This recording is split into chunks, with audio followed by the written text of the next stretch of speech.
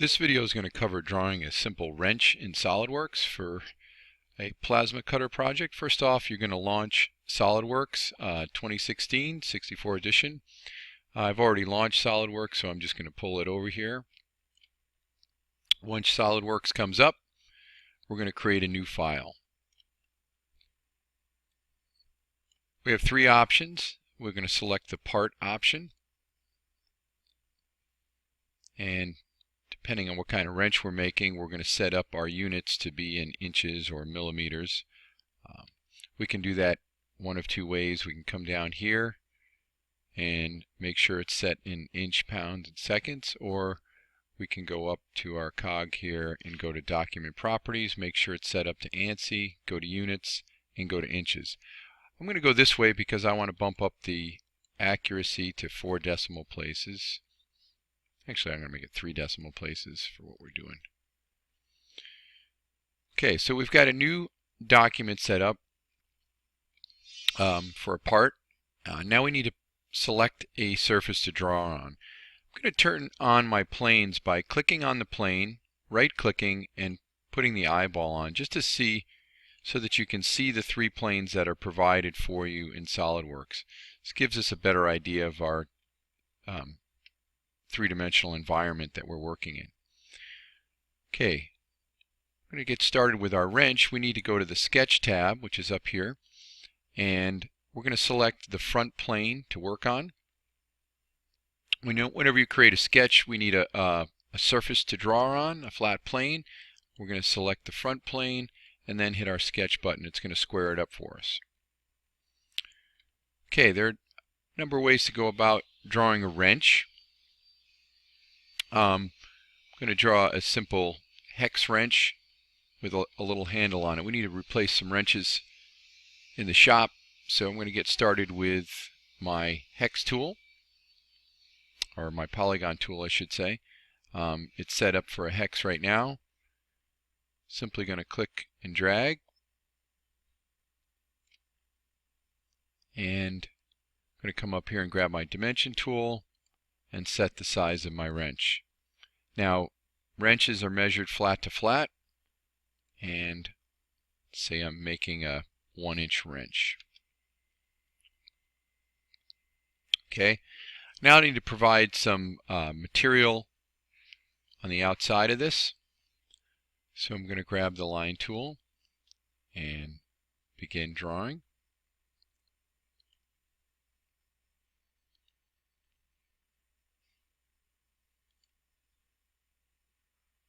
Come down to, we'll come down to right here.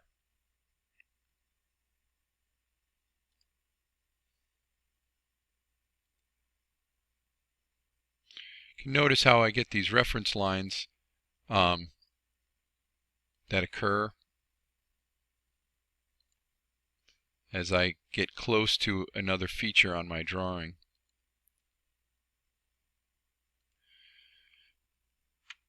Okay, got to give some dimensions to this.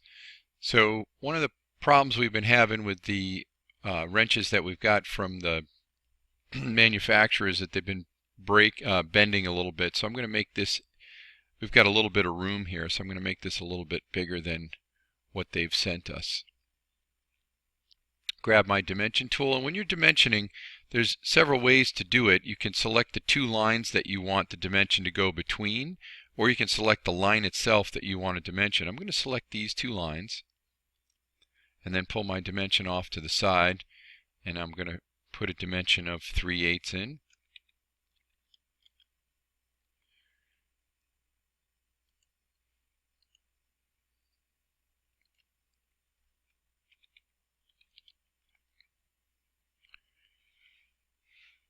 Okay, overall length of my wrench next. So I'm going to grab the straight edge here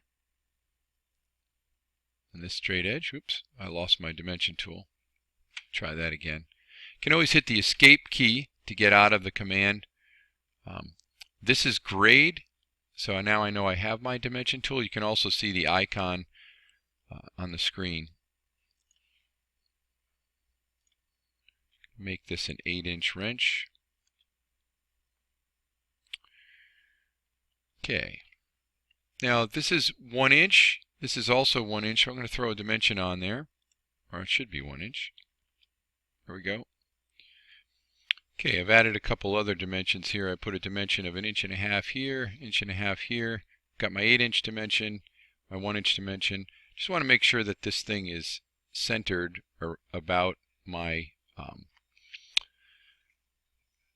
opening for the bolt here. So I'm just going to go ahead and grab a dimension, see if I can pull this dimension to here. Grab my dimension tool, and that's a 1/2 inch, which is what I want. Doesn't want me to do that, so I'm going to hit cancel. Must already be set.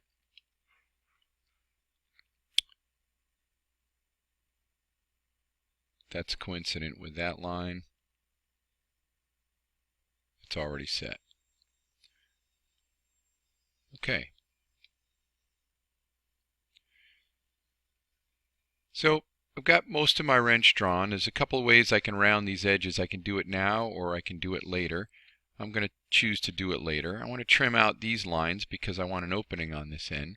So I'm going to go up, grab my trim tool, and I'm going to select the option down here. Yours may be set to power trim. I'm going to select trim to closest, and I'm going to trim out these. I don't need this circle here either. Okay. I'm going to exit the sketch now, and in SolidWorks, once you've created a closed path, a fully closed path sketch, you can then add a feature to that sketch, and we're going to use the extrude command. I'm going to select the sketch that we've drawn and extrude. We're going to be using 1/8 inch material to cut this, although it doesn't really matter what we type in here because we're just going to use the profile later on.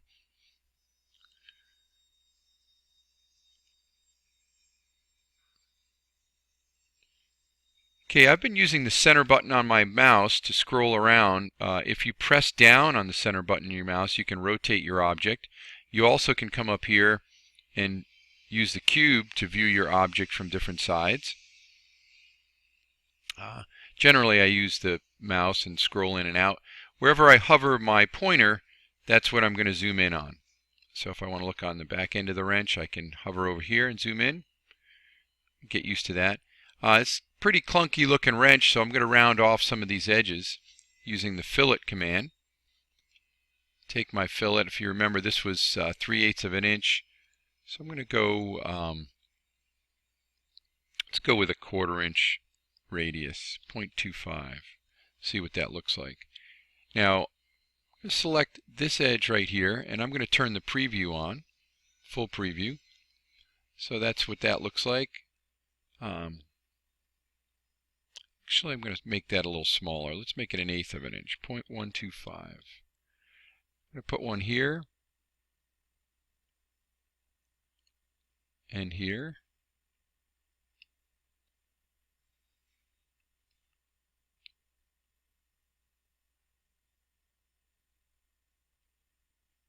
Make sure you select the appropriate line.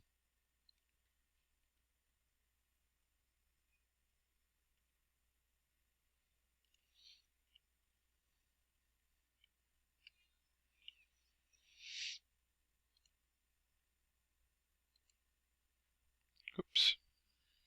If you hit Control Z, it'll undo that selection, or I can right click here and delete that one selection. There we go. Alright, hit OK. Now created my wrench. I'm going to save this file.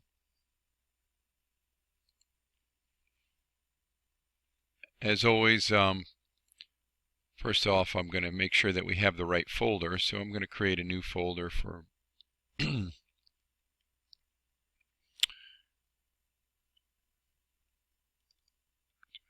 I create one? I did already create one. Okay, so I've got my Dairy CNC folder. I'm going to type in last name, first initial, 1-inch wrench.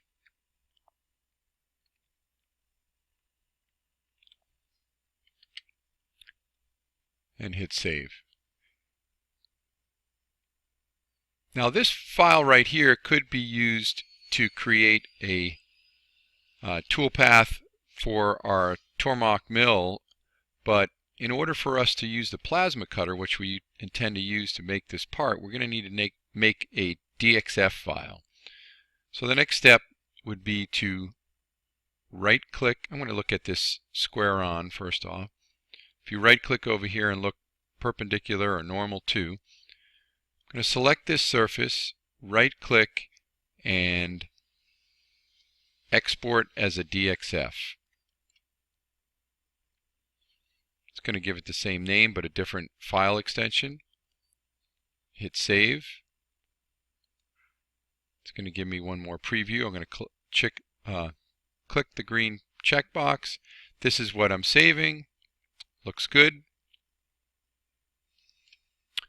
Hit save. And now I have a Dxf file as well. Next video I'll show you how to pull that Dxf into the Torchmate software and add some toolpaths.